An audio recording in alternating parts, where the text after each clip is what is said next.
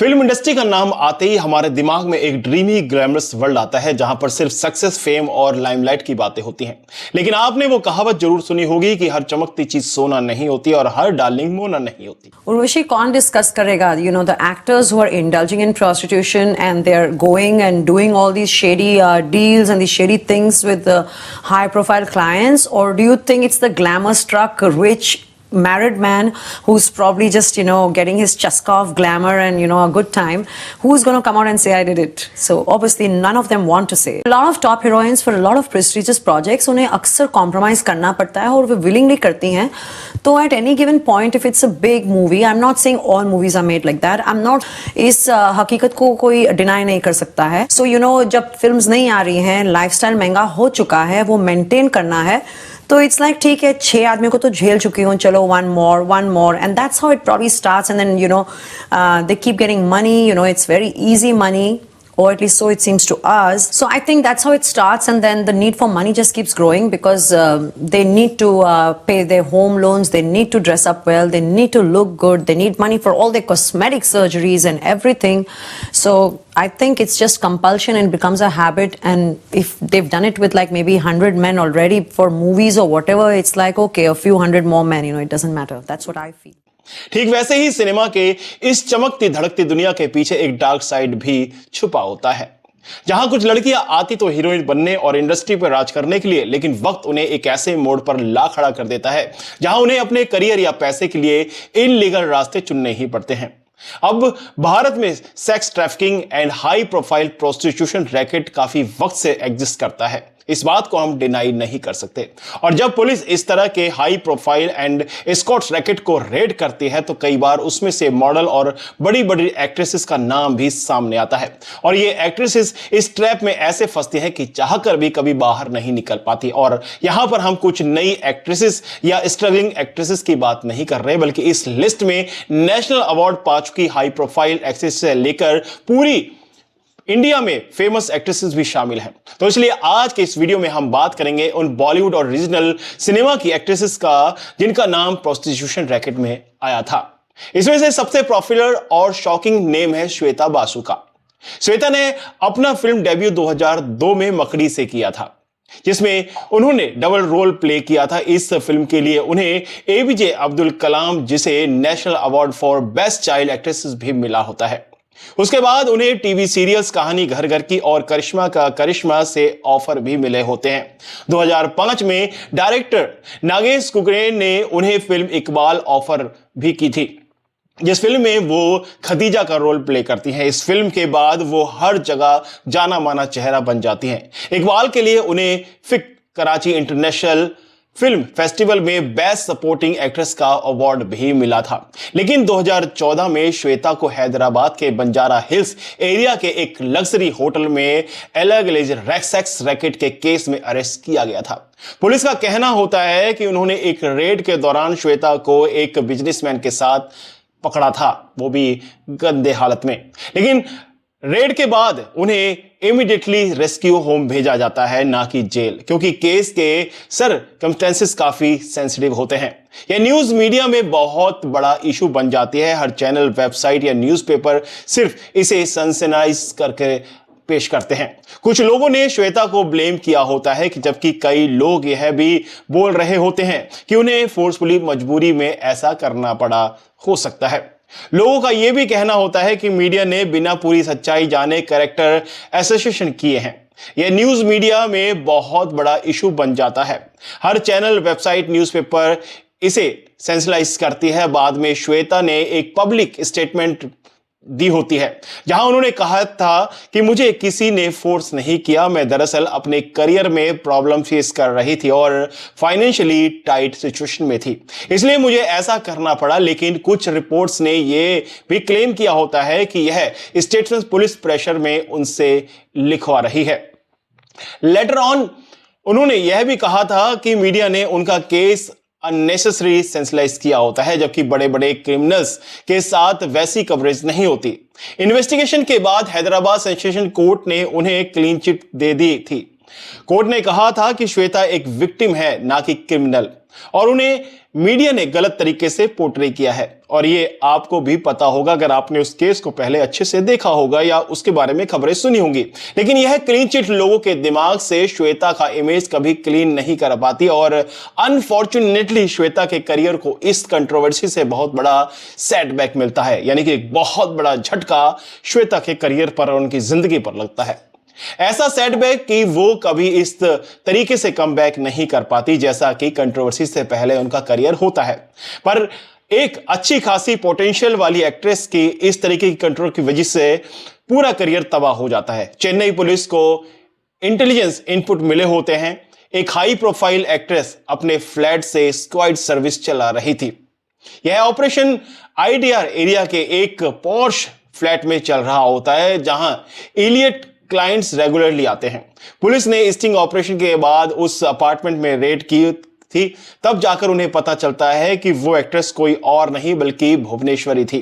भुवनेश्वरी एक south Indian actress होती है जो कि मोस्टली तमिल एंड तेलुगु फिल्मों में आइटम नंबर, स्वयं roles and adult content best B grade movies बनाती थी। उन्होंने टीवी सीरियल्स में भी नेगेटिव रोल्स किए होते हैं और उनकी बोल्ड ऑन स्क्रीन इमेज के कारण वह कंट्रोवर्शियल फिगर भी बन जाती है। और उनके साथ ही यहां पे 2 यंग गर्ल्स को भी पकड़ा जाता है जो कि एलिटली सेक्स वर्कर के लिए यूज की जा रही होती है। इन्वेस्टिगेशन के बाद यह पता चलता है कि उन लड़कियों को मॉडलिंग और एक्टिंग ऑफर्स के नाम पे बुलाया गया होता है, जैसा कि अक्सर होता है। पुलिस वहां से cash, client diaries, mobile call records, rate cards, condom से लेकर कवर करती है। पुलिस ने मीडिया को बताया होता है कि वेल ऑर्गेनाइज्ड प्रोस्टिट्यूशन रैकेट होता है जिसमें भुवनेश्वरी खुद मैडम का रोल प्ले कर रही होती है।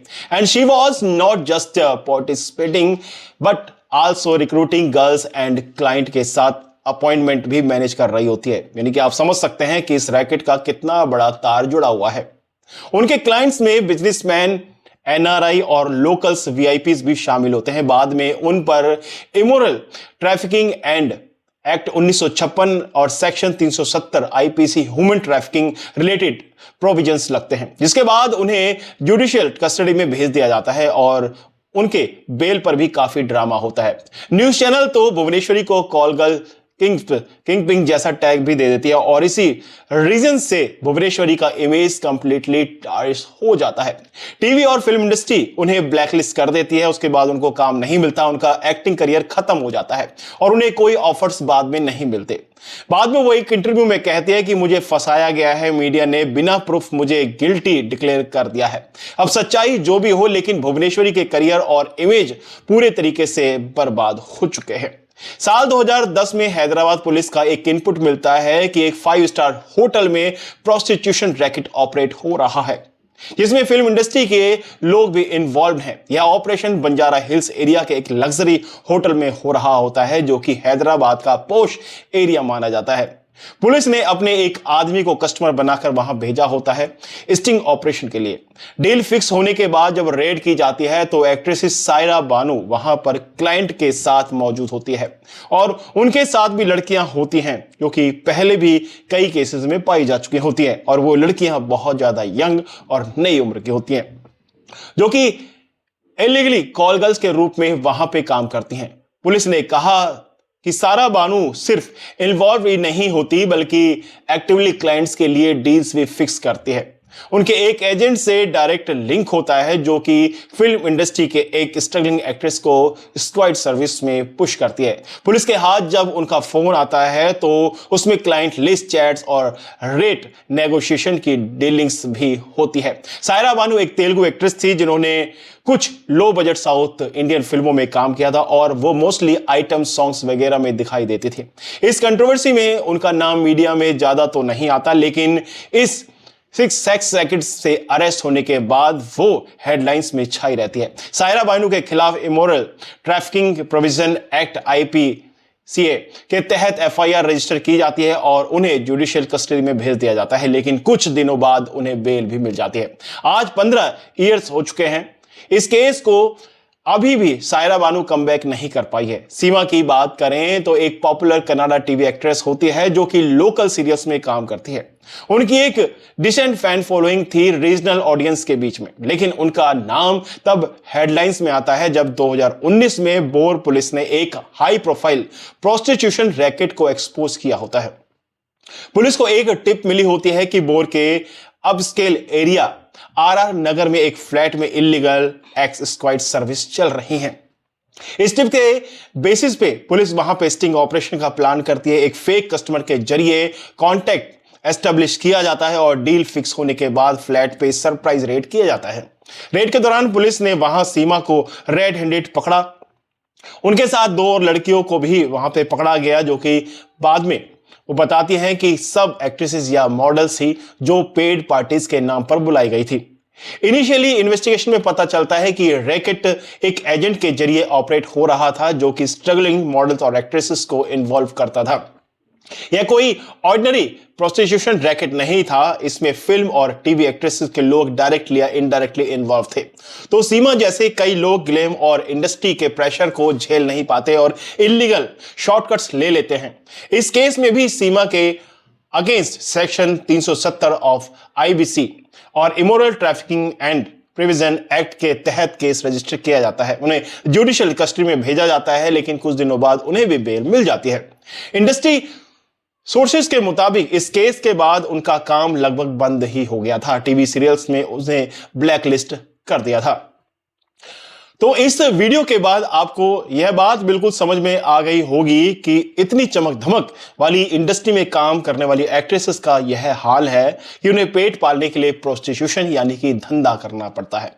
तो इससे अच्छा है कि लोग ऐसी इंडस्ट्री से दूर रहें। फीमेल एक्ट्रेस का करियर स्पैन तो वैसे भी काफी कम होता है compare to an male actor. उसमें भी ऐसे केसेस में फंसकर वो अपने करियर और जिंदगी को दोनों तरीके से बर्बाद कर डालती हैं। खैर, आज के वीडियो में हम 4 एक्ट्रेसेस को ही कवर कर पाए हैं, क्योंकि एक्ट्रेसेस इतनी सारी हैं कि अगर वो सबका नाम लेने बैठ जाएं तो आपको समझ आ जाएगा कि एक बहुत बड़ी नेक्सस का पता लग जाएगा। और आपको ये बता दें कि ये जो चीजें हैं ये इस इंडस्ट्री के अंदर एग्जिस्ट करती हैं, जिसको नकारा नहीं जा सकता, बिल्कुल भी डिनाई नहीं किया जा सकता। और ऐसी तमाम बहुत सारी एक्ट्रेसेस हैं जिनके साथ में ऐसा होता है। वो इस इंडस्ट्री में आ तो जाती हैं, लेकिन कई बार इस इंडस्ट्री का ऐसा हिस्सा बन जाती है कि उनको इस इंडस्ट्री से बाहर निकलने का कोई रास्ता ही नहीं दिखता, जिसके बाद वो इस तरीके के काम में पड़ जाती हैं। और कुछ नई लड़कियां जो मॉडल्स होती हैं उनको वो ढूंढ रही होती हैं, उनका वो शिकार होती हैं और उनको जो है इस तरीके से वो पकड़कर इस धंधे में डाल देती हैं। और नए नए बिजनेसमैन, पॉलिटिशियन और भी एनआरआईज और बड़े बड़े उनके सामने उसको परोसा जाता है और उनके साथ में फिर क्या खेल चलता है आपको पता है। फिलहाल तो इस वीडियो में इतना ही, लेकिन ये सारी चीजें इंडस्ट्री के अंदर होती हैं और ये काला सच है जिससे बिल्कुल भी नकारा नहीं जा सकता।